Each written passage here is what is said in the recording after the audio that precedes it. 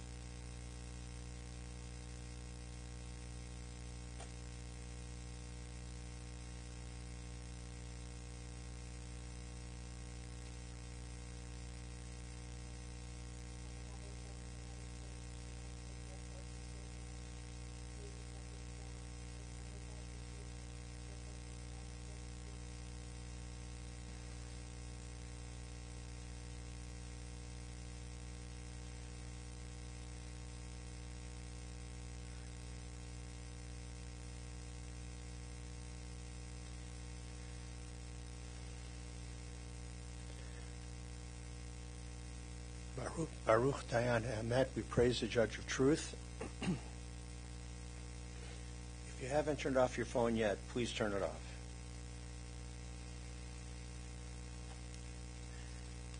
We gather to lay to rest the remains of our dear Marv Bauer, dear Marvin.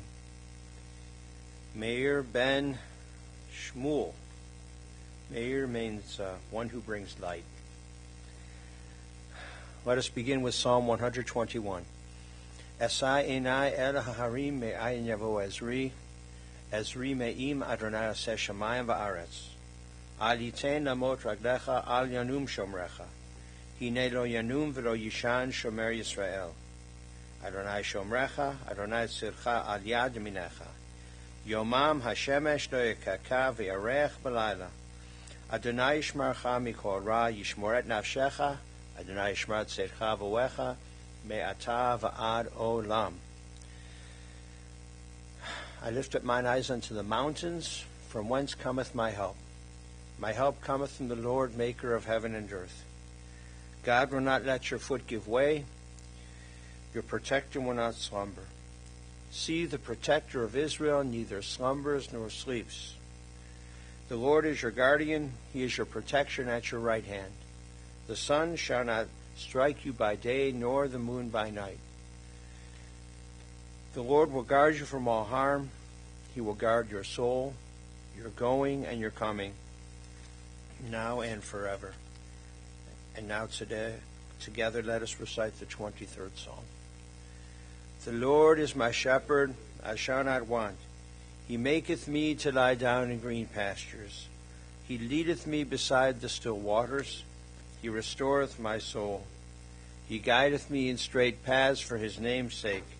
Yea, though I walk through the valley of the shadow of death, I will fear no evil, for thou art with me. Thy rod and thy staff, they comfort me. Thou preparest a table before me in the presence of mine enemies. Thou hast anointed my head with oil. My cup runneth over. Surely goodness and mercy shall follow me all the days of my life, and I shall dwell in the house of the Lord forever. Amen. And so we have a couple of very important people to talk about. Marv, first, son Terry, and second, granddaughter Amanda, right? Gotcha. Terry, please come forward.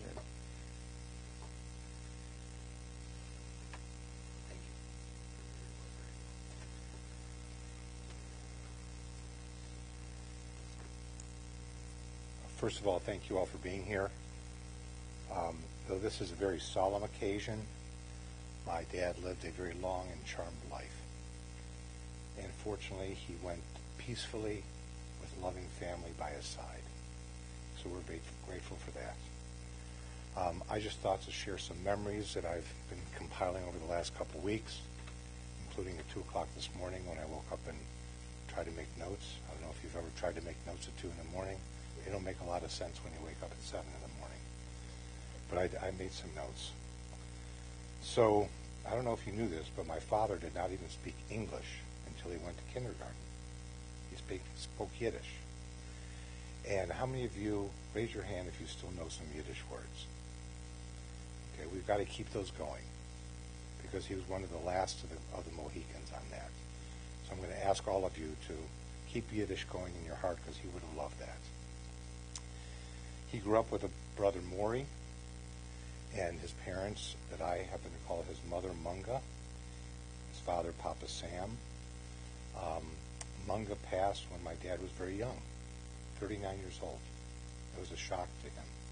It was a shock to me and to the family. I'd never seen him cry like that before. His father passed, interestingly enough, 40 years ago this month, in 1985. Mother passed in 1970. They were very loving family, very traditional. I remember going to shul where the women were upstairs and the men were downstairs.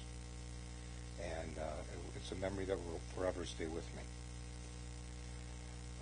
My dad, as a young man, worked very hard. He was driven. He worked with one of my uncles that we affectionately called Uncle Ah, because every time the uncle had a cold drink, he would say ah, and we called him Uncle Ah.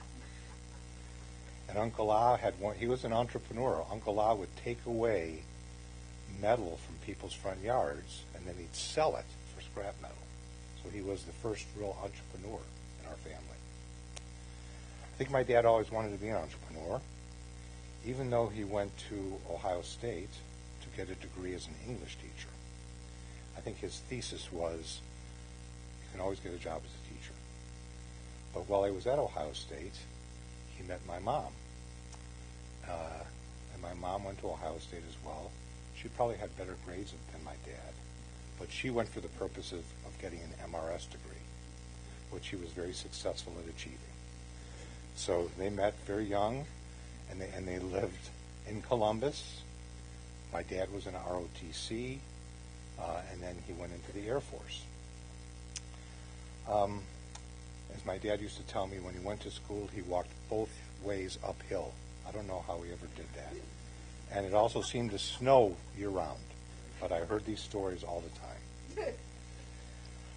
Some of my early childhood memories, and as you reflect back on things as you get older, you realize that your parents just do the right thing for you.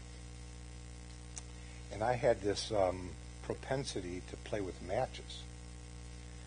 And so I was in, I think, kindergarten or first grade.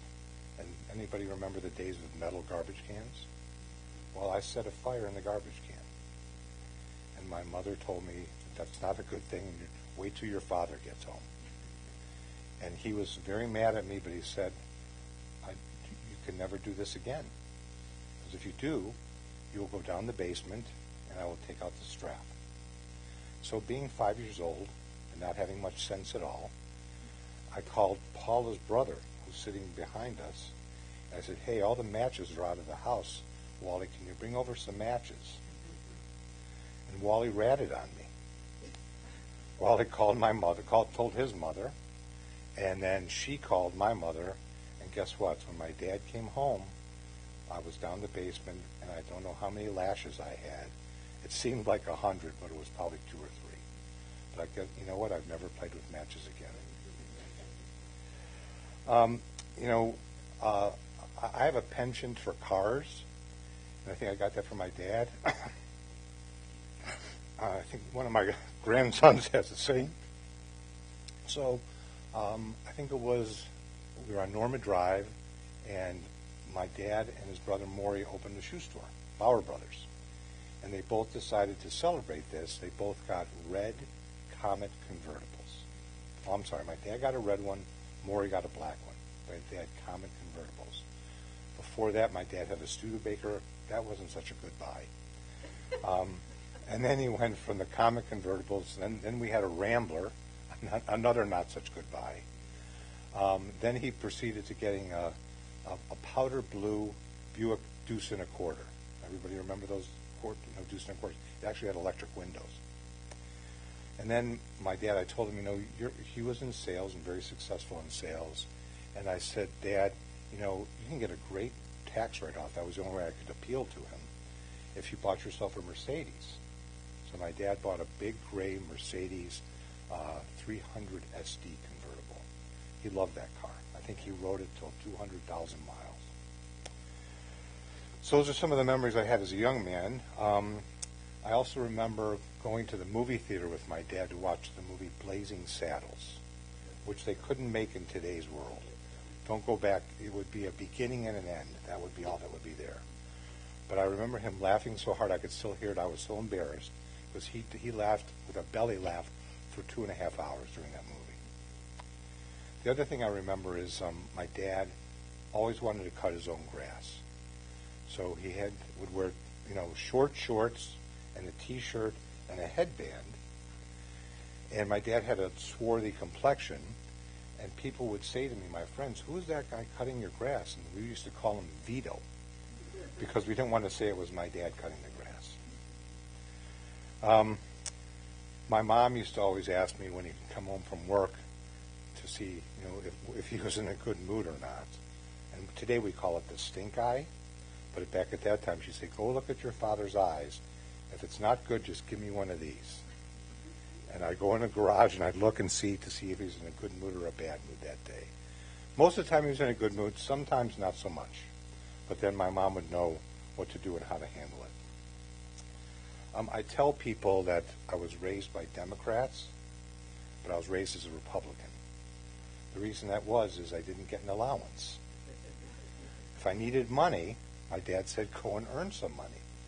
Okay, plow a driveway, cut some grass, do some odd jobs, which again, as I reflect back on it, that was a really good thing. I had a paper route, I had various odd jobs, I had a swimming pool cleaning business that I had with my very good friend Mark Stefanski, and it was a good life. My dad also was a big fan of sports. I think that's where I got my sports attraction. He liked Woody Hayes, but he always was mad at Woody Hayes because Woody Hayes was 3 yards in a cloud of dust. He hated that. He liked the Cleveland Indians. I don't know if you know this. My dad used to sell peanuts at the Cleveland Indians baseball games as a young man. Also at Ohio State, he was a spotter. He was up in the booth, and he would tell the announcers who was playing and what was going on. These are things that will forever be with me. He met my mom, actually, at Ohio State, as I referenced earlier, but he met her, he was going through his brother's yearbook, and he saw this very attractive young lady, and he said to his brother, I want to be introduced to that woman. And that's how it all connected, going back that many years. We lived on Norma Drive. My parents wanted all of their children to grow up in the Shaker Heights school system, so we moved to Shaker. I always have to tell people, not the rich part of Shaker, okay, but near Beechwood, and it was a very nice home. We're going to drive by it today because my mom wanted to see it. But it was a great experience, great street growing up. And again, I mentioned my friend Mark. He was right across the street, and we remain friends to the day. In fact, I'm now on his board of directors, and we had an audit committee call this morning. They had Bauer Brothers shoes, and I worked there. I don't know why, but he let me actually work the cashier when I was there. I was 10 years old, but it taught me a lot about working with people, particularly, Cleveland Jewish women, okay, buying Papagallo shoes. You can imagine what the personalities were like, so I learned a lot how to work with people at that time.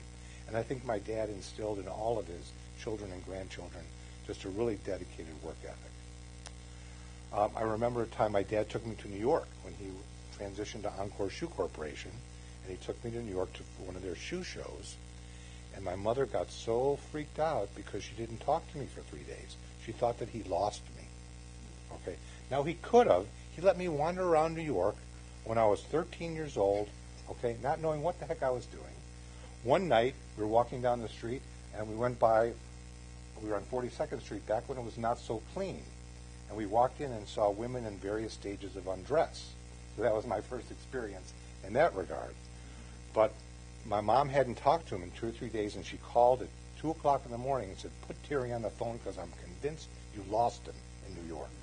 But he didn't lose me. We had a great time. He took me to see Fiddler on the Roof, which I'll always remember, sitting in the second level watching, I think it was Topol, who was the star of the show at that time.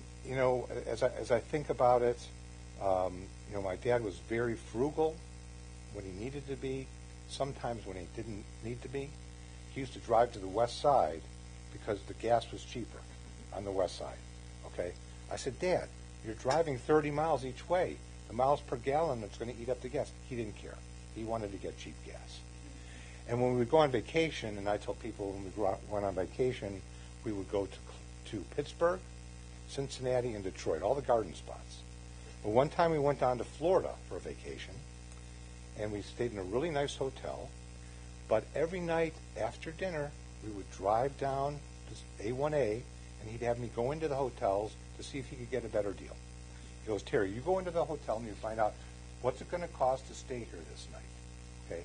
And I was 13 or 14 years old, and I'd go and get the rate card, and, it was like $5 cheaper. He said, what do you think? I said, I think we should stay where we are. he was such a mensch, I guess, to use some of the Yiddish words.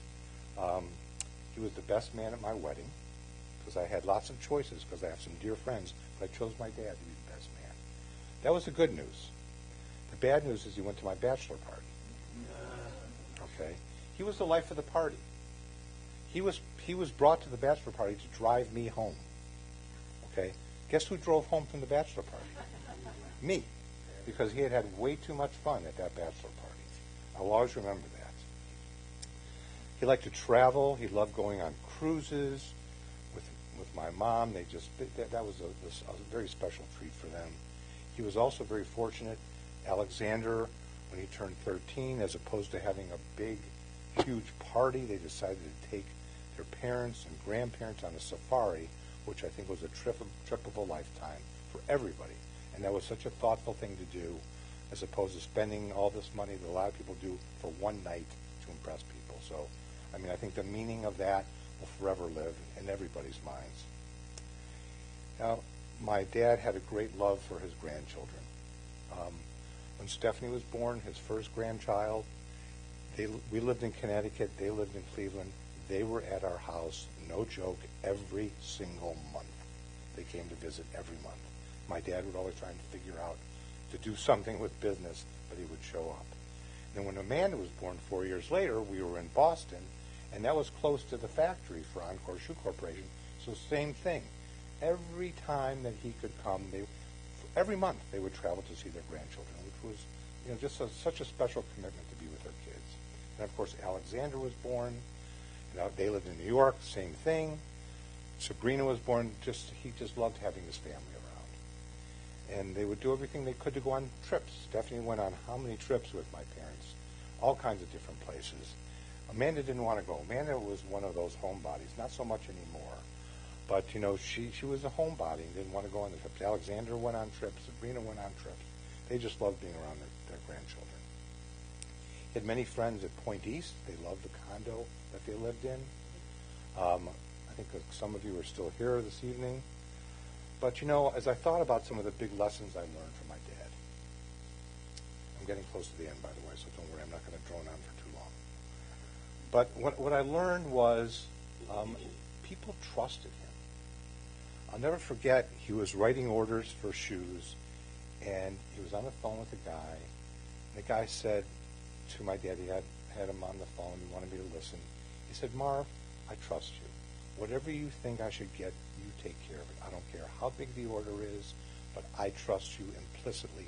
You're going to do the right thing for me." And that stuck with me.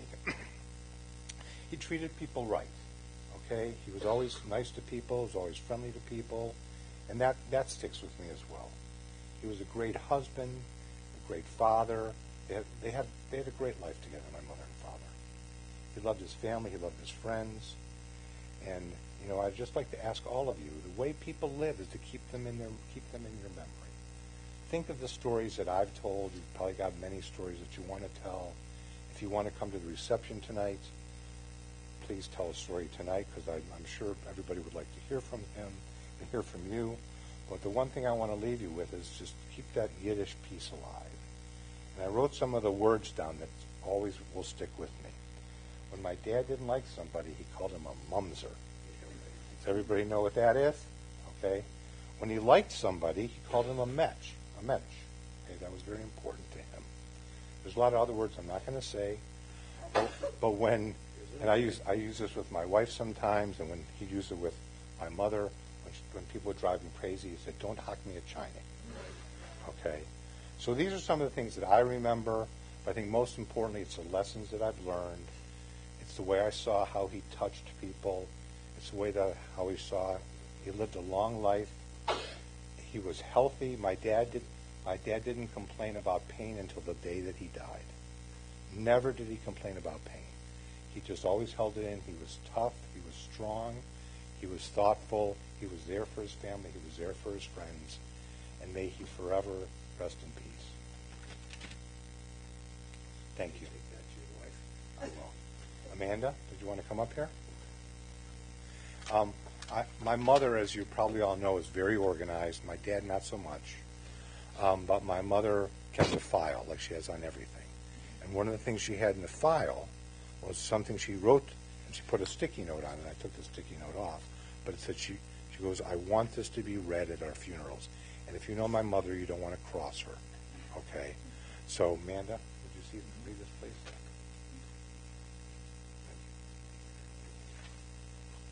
And to all of those words spoken as a prayer, let us say Amen. Amen.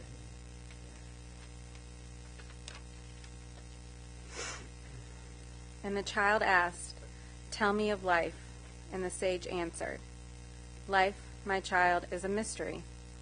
We do not ask to be born, nor do we even understand the meaning of birth, of creation. We grow and we experience life's pleasures and pains. We love, and oh so slowly, we come to realize that we have become, that we are. At that moment, we humbled ourselves before the mystery of life and quietly say, 'Though I knew not, I have been granted the most precious gift of all, the gift of life.' And the child asked, 'Tell me of death.' And the sage answered, 'Death, my child, is a mystery. It is the inevitable return of the gift of life, the gift which came free to us. We live as the trustee of that mysterious being, of that unexplainable becoming. Yes, you and I are but the trustees of life. We nurture it, we delight in it, we give of it to others. And at the appointed time, we sadly, yet with pride, return it from whence it came. The beauty, my child, is that what we are, what we have become, remains long after the gift has been returned.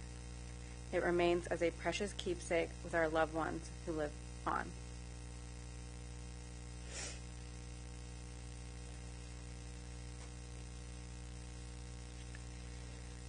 And to those words also, let us say Amen. Do you know where this came from? No, that much I know. I'll have to look this up. It sounds like, well, a long time ago, when I was in junior high, we read The Prophet by Khalil Gibran, and it sounds like The Prophet by Khalil Gibran. Don't ask me why. She doesn't know. But we'll think about it. Hey, you know what? We'll Google it. Wait, the IT guy. We'll Google this thing, right? We'll figure this thing out. That's also beautiful. I want to find that.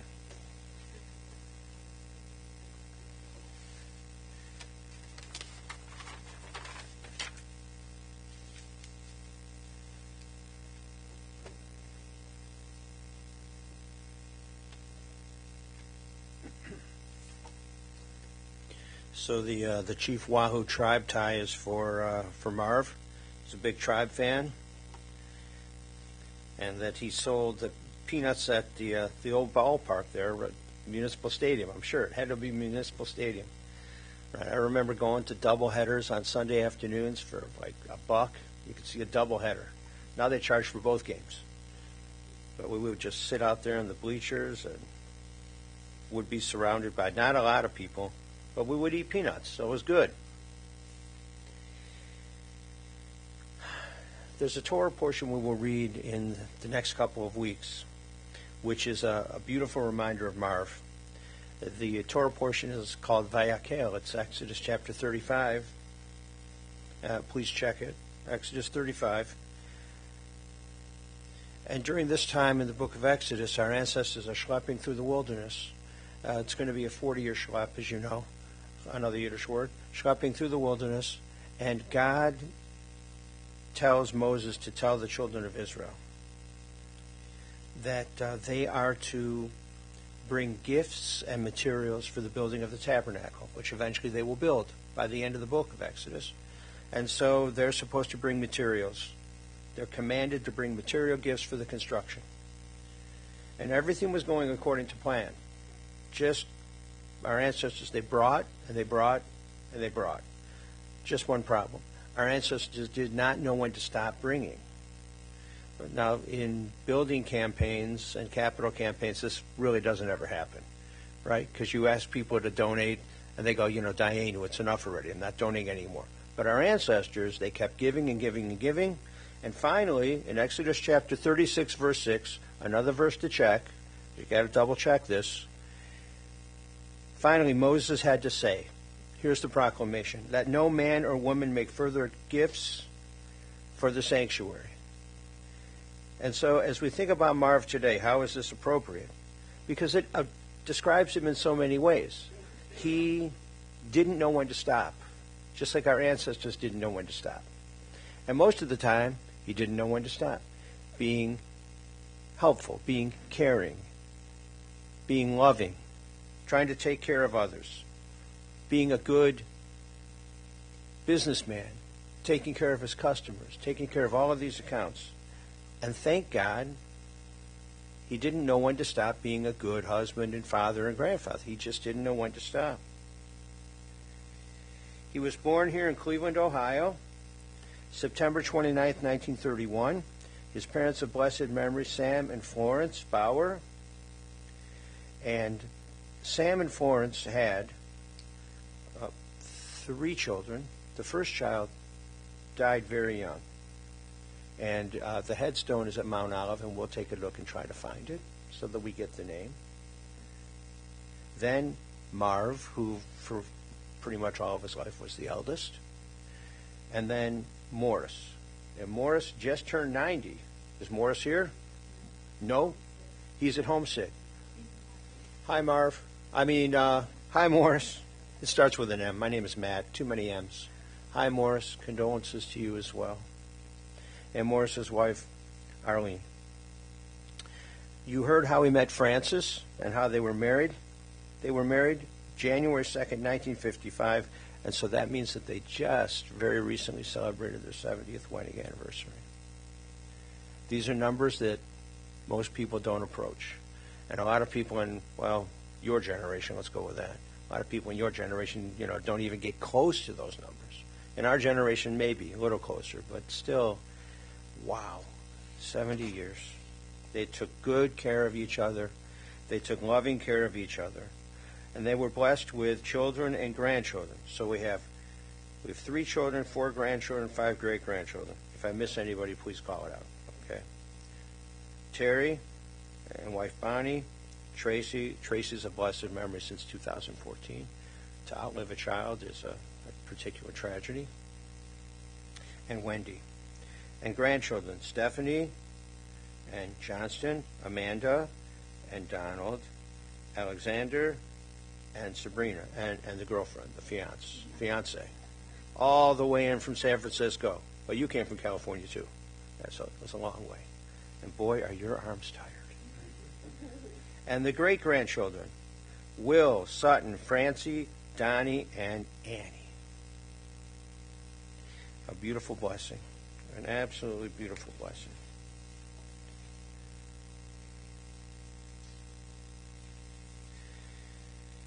You guys went to Temple Beth Am when you were young. Rabbi Herman did your bar mitzvah.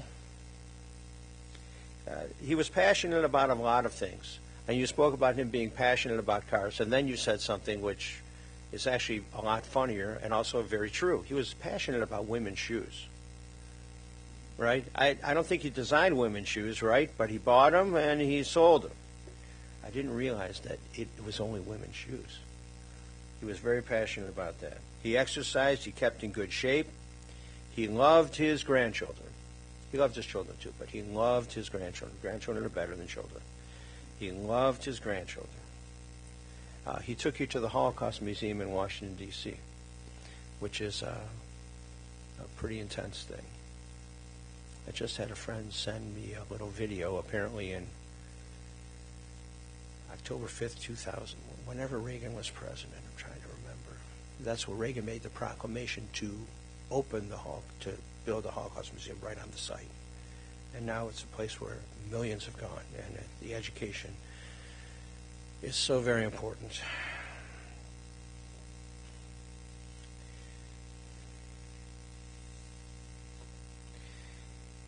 He had a zest for life, and it shone through in his love of his wife and travel and the family, and his love of the tribe and the Ohio State Buckeyes football team. Unfortunately, he didn't get a chance to watch the game. He was alive and not conscious to be able to watch the game. He also now he likes Alabama football too, apparently. Although that's later in coming. But it's because of the grandchildren. He was warm, and he left an indelible mark on people who knew him. And his legacy lives on through the cherished memories. We also are grateful for the service that he gave to our country, serving in the Air Force. And on Saturday, he breathed his last. What time was that? Do you know? About? It was Thursday? I had the wrong date. I apologize. 4:45 in the afternoon Thursday. So now he is at peace. He has breathed his last, and now he's at peace.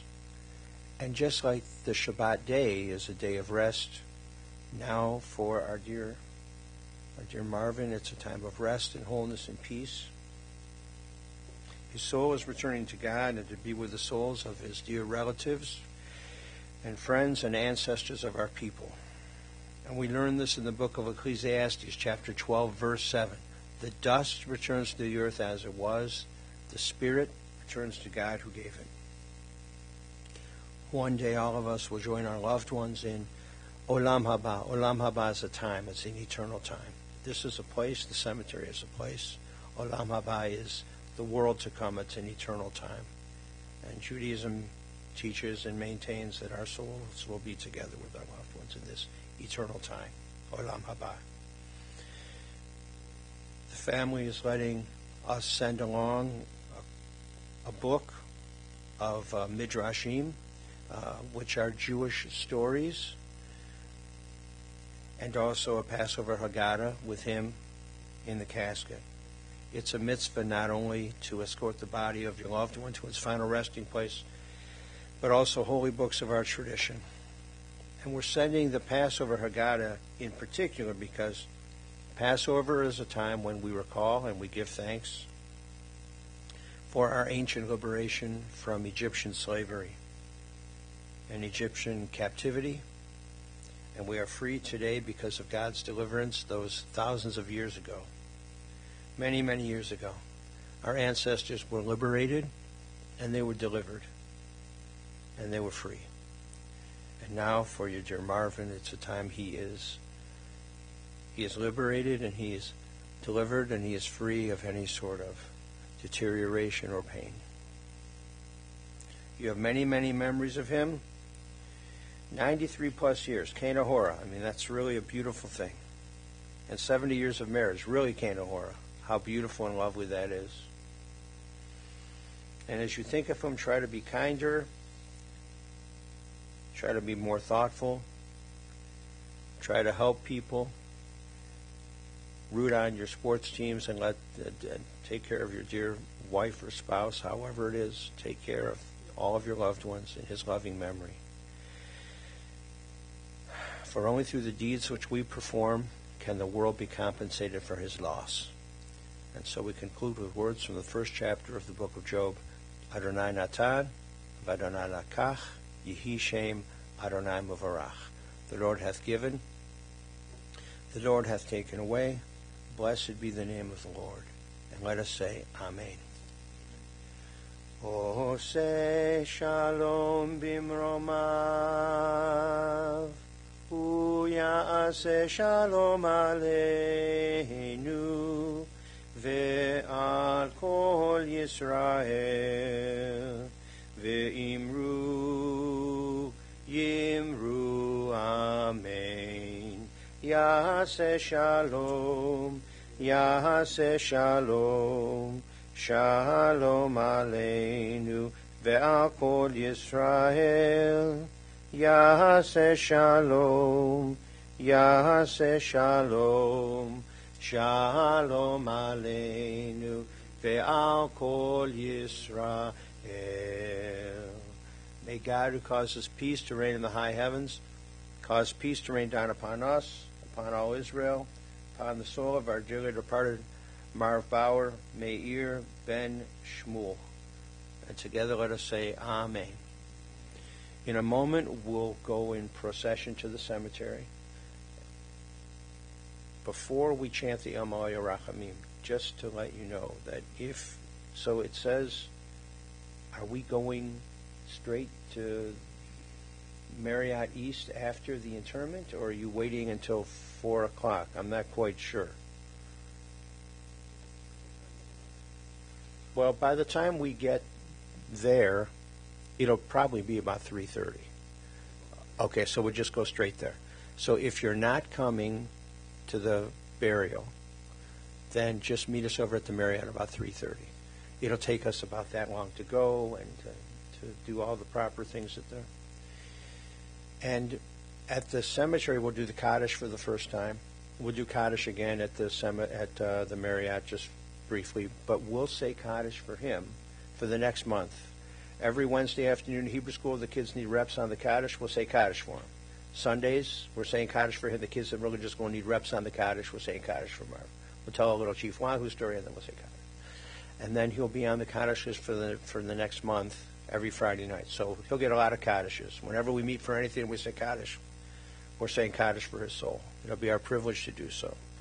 The family, are you asking for donations in any particular place? The Cleveland Clinic Foundation, in Marvin's name. If you care to make a donation in his loving memory, please consider that to be the first place. Please rise for El Maleh Rachamim. Into your care, O God, we entrust the spirit of our dear Marvin Bauer, Meir Ben Shmuel, for you keep faith with your children in death as in life. Sustain us that we may meet with serenity the mysteries that lie ahead, knowing that when we walk through the valley of the shadow of death, you, O God, are with us, a loving friend in whom we put our trust. You are the light of our life, our hope in eternity. El Maleh Rachamim, Shochen Bamromim, Amitzeh Menucha Nechona, Tachat Kanfei HaShechina, Im Kedoshim Utohorim, Kezohar Rakia Mazirim, Et Nishmat Meir Ben Shmuel, Shahalach La'olamo, Ba'al HaRachamim, Yastirehu B'Seiter Knafav Le'olamim, Vayitzror B'Tzror HaChayim, Et Nishmato, Adonai Hu Nacharato, V'tanuach B'Shalom Al Mishkavo, V'nomar Amen.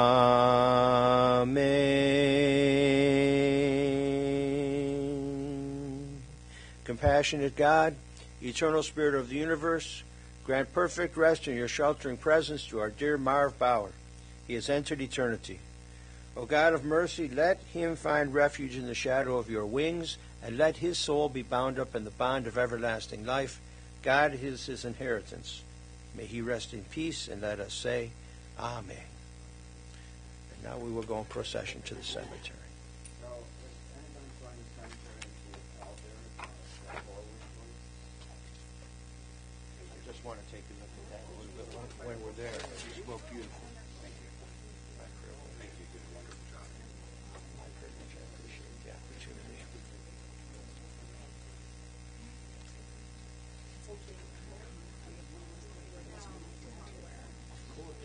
Yeah, what's your name?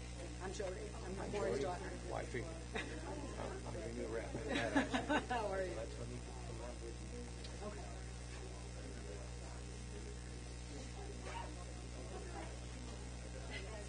I'm not getting this. It's not you. It's me. Thank you. I'm sorry. I was wondering.